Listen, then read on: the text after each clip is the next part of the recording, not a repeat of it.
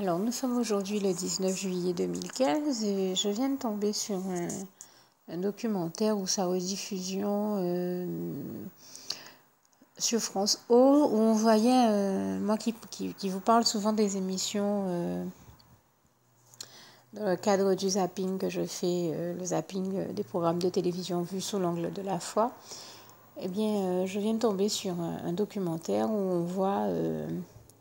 je suppose que c'est un Européen qui visite l'Inde et qui tombe, enfin, et qui visite l'Inde et qui découvre certains lieux de la région où il est en Inde. Et en l'occurrence, il a décidé d'aller visiter un, un, un temple hindou. Alors bien entendu, avant, il a mangé des nanes, fait d'autres choses. Mais il a décidé d'aller visiter un temple hindou. Et là, j'ai été quand même agréablement surprise par ce qu'ils ont choisi d'y montrer. Alors déjà, ils ont choisi de montrer que avant qu'il entre dans le temple, il fallait qu'il se lave les pieds, après qu'il monte un escalier, en s'étant lavé les pieds, bien entendu. Et quand il est rentré dans le temple... Au bout de quelques minutes, on le voit aller s'asseoir près de personnes. Il y a une certaine quantité de personnes dans le temple qui étaient en train de compter une multitude de pièces et à côté une multitude de billets. Et là, j'ai trouvé ça très révélateur. Et en plus, lui-même, en interrogeant les personnes, il dit « Je ne comprends plus rien. Le temple est devenu une banque. Serions-nous dans un temple ou dans une banque ?» Enfin, il posait la question de manière originale. Et d'ailleurs...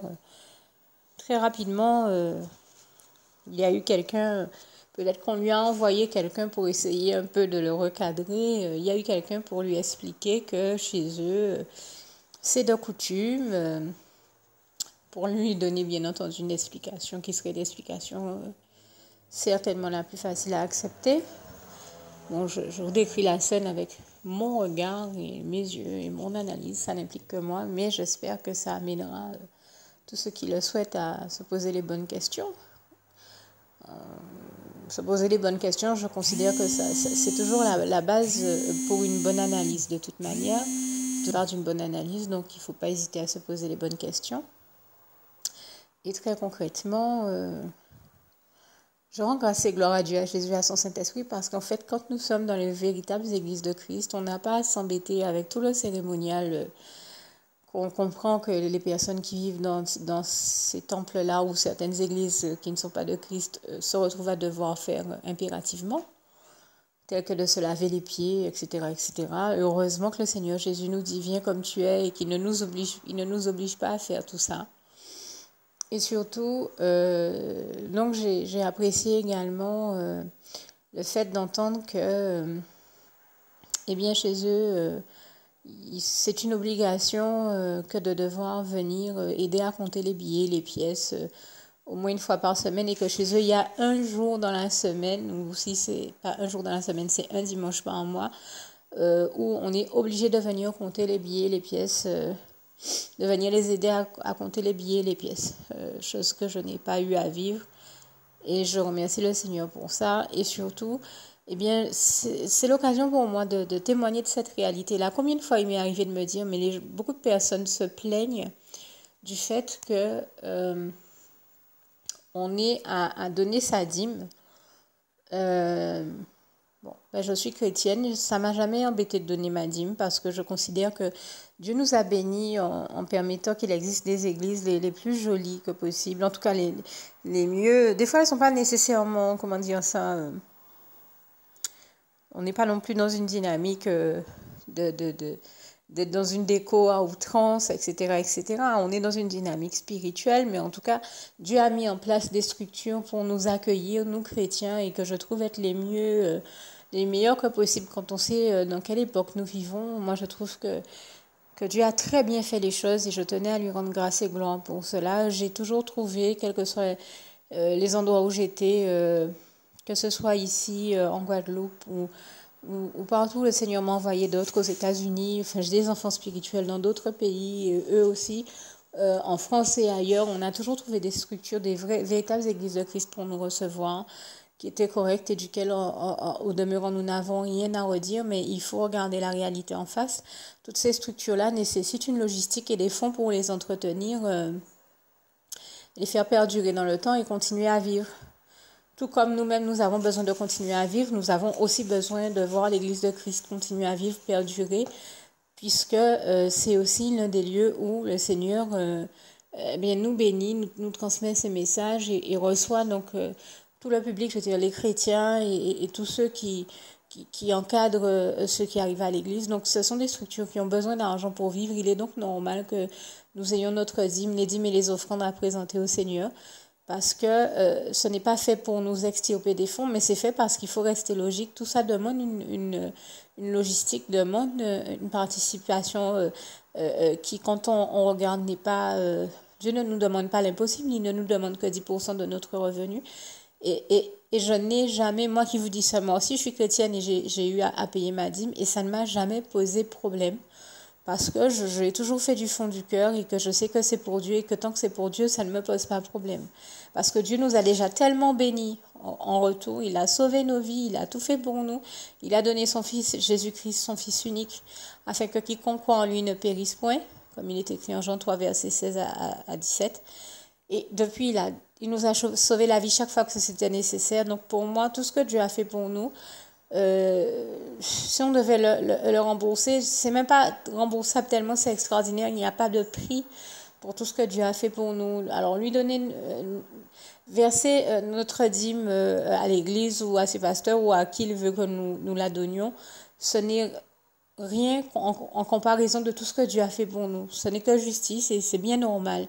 Et moi, c'est une chose que je voudrais dire. Les gens, on les entend toujours se plaindre du fait qu'il faille donner la dîme et les offrandes, mais bizarrement, quand ils étaient à l'église catholique ou qu'ils vont dans les temples hindous ou dans ce genre de temple ou d'endroit, personne n'est jamais choqué qu'on fasse la quête.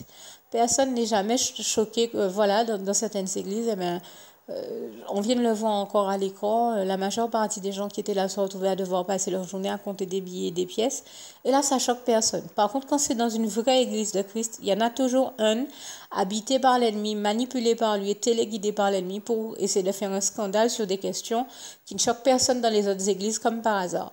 Donc voilà une question sur laquelle je tenais à intervenir depuis longtemps. Si je ne l'ai pas déjà fait, eh bien, j'ai trouvé que ce reportage sur lequel je viens de tomber s'y prêtait totalement. Parce que vraiment, j'ai toujours été choquée de voir que personne ne se plaint de devoir participer à la quête, de devoir donner de l'argent à la quête à l'église catholique. Arriver dans une église véritable de Christ, là, il y en a toujours une pour trouver que c'est anormal. Et pourquoi personne ne trouvait ça normal quand ils donnaient sa quête chez les catholiques ou quand on donne autant d'argent dans les temples hindous ou ailleurs. Pourquoi personne ne trouve ça normal? Il faut rester logique et cohérent. Je crois que tout ça n'est pas fait par hasard. Nous savons de qui provient ce type d'attaque. En fait, ce n'est rien d'autre qu'une attaque de l'ennemi contre l'Église véritable de Christ. Ne laissons pas l'ennemi nous détourner, nous dévoyer, nous détourner de Dieu et des églises et des structures qu'il a mises en place pour nous bénir. Au nom puissant de Jésus, c'est vraiment ce à quoi je vous invite à rester avec Dieu, Jésus-Christ et son Saint-Esprit, à continuer à lui rester fidèle et à ne pas vous laisser aveugler par l'ennemi qui ne cherche qu'à diviser pour mieux régner et vous écarter de Dieu et de ses églises et de son peuple. Ne laissez surtout pas l'ennemi gagner et vous écarter de Dieu, mais réagissez et analysez les choses, les événements et tout ce qui se passe sous vos yeux en toute bonne intelligence. Au nom puissant du Seigneur Jésus. Que Dieu vous garde et vous bénisse tous. À bientôt. Alors, je rajoute ici juste quelques précisions, hein, puisque je parle du zapping des programmes. Eh bien, j'ai également vu quelque chose de très original hier ou avant-hier, en tout cas cette semaine, encore à la télévision. Quand je vous dis que si ce n'est le titre des programmes, les contenus sont des fois diaboliques, eh bien, je suis tombée sur une perle en la matière. Je dis ça de manière ironique. J'aurais préféré utiliser d'autres mots, mais eh bien, la preuve que c'est réel, c'est que Même le téléachat hier, c'était quand même extraordinaire que je tombe sur un moment du téléachat, ou c'est pas un téléachat Consom'Mag ou un machin de ce genre-là, enfin une émission qui présente des produits. J'avais eu l'occasion de dire à une sœur en Christ que les démoniaques vont jusqu'à avoir des produits dans leur gamme des produits qu'ils utilisent au quotidien au nom du démon. Et elle m'avait dit quoi? C'est pas possible, attends, c'est sérieux? Je lui dis oui, puisque j'avais vu une démoniaque utiliser un produit de beauté qui s'appelle eau quelque chose démoniaque. Eau, donc en clair une eau démoniaque, quoi. Et c'était réellement écrit sur la bouteille. Et elle m'a dit, mais attends, c'est incroyable, mais vrai, ça existe réellement. Je lui dis, écoute, si tu ne me crois pas, tu tapes sur le net. Dans les produits qu'on trouve chez une certaine grande enseigne connue, ou de quelque chose démoniaque, tu vas trouver, même comme ça, je pense que vous devriez pouvoir trouver sur le net de quel produit je parle. Ça existe vraiment. Et là, je suis tombée de haut. Donc, je vous parle de ce produit-là, mais je suis tombée de haut en tombant sur un autre produit dont on vantait les mérites dans le téléachat ou le Consom'Mag, ou je sais trop comment. C'est pas Consom'Mag, je me trompe d'émission. C'est une émission, en tout cas, où on propose des produits le matin, genre téléachat ou un truc de ce genre-là. Et ils étaient en train je ne dis pas que c'est le téléachat, je dis que c'est une émission de ce type-là où ils étaient en train de vanter les mérites d'un produit.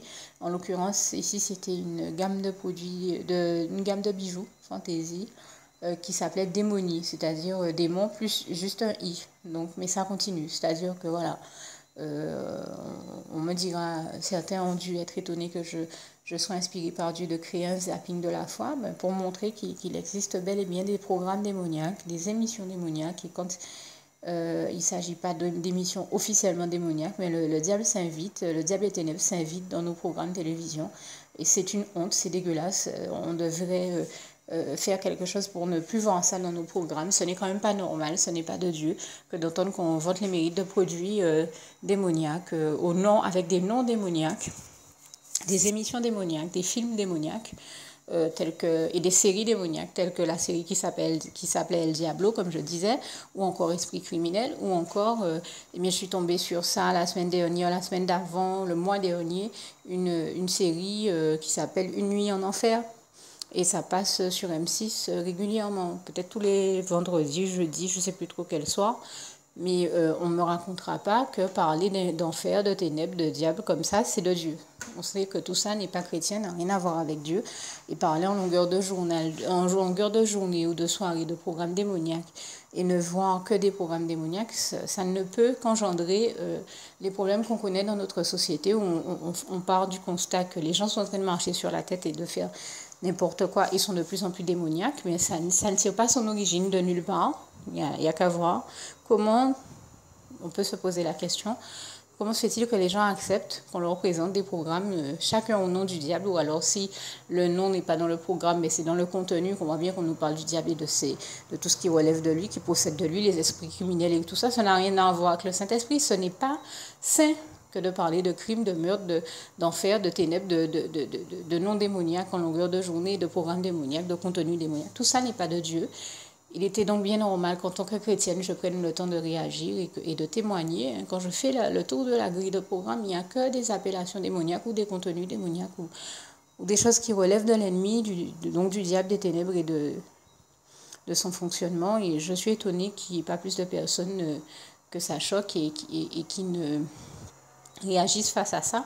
Parce qu'il y a de tellement belles choses à parler, dont on peut parler dans la vie. Il y aurait de tellement beaux reportages à faire sur tellement de belles questions.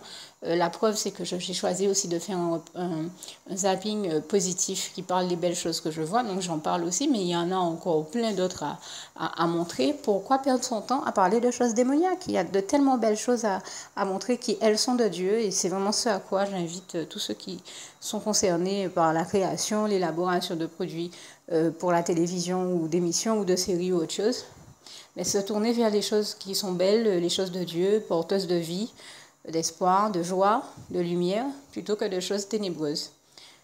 à bon entendeur, salut, comme dirait le Seigneur Jésus, que ceux qui ont des oreilles pour entendre, entendent. Au nom puissant de Jésus.